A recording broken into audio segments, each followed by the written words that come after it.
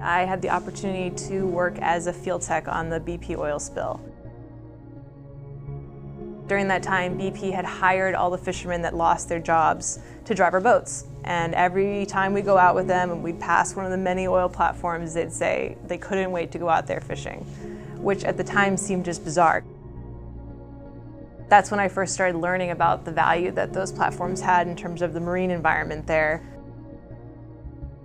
Stretching from sea floor to sea surface, these platforms can be as large as the Empire State Building, which provides a lot of real estate for marine life. These platforms are also very complex. There's lots of beams and cross beams, and complexity will initially attract marine life and then will eventually lead to production. So when you have a structure the size of the Empire State Building in a blue ocean setting, so it's away from issues of nearshore erosion and runoff, and it's also difficult because you can't trawl there or have other destructive fishing practices impacting that marine life. It creates these unique little refuges that starts to attract and eventually produce marine life. And that richness of life on an oil platform was just so cool. I'd never seen a group of fish like that before.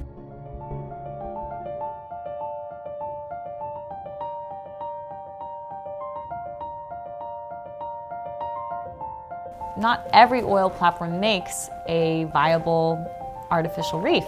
So we do all the ecological value assessments to determine which ones would make good reefs and which ones wouldn't.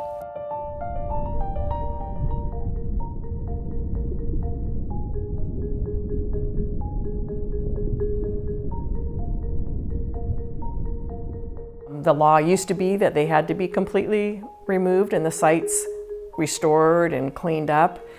If anyone doesn't want to do that, if any oil company doesn't want to do that, they should have to prove to the public and decision makers based on sound science that it is actually better for the marine environment to leave some of the platform in place. We really want people to wait for the science.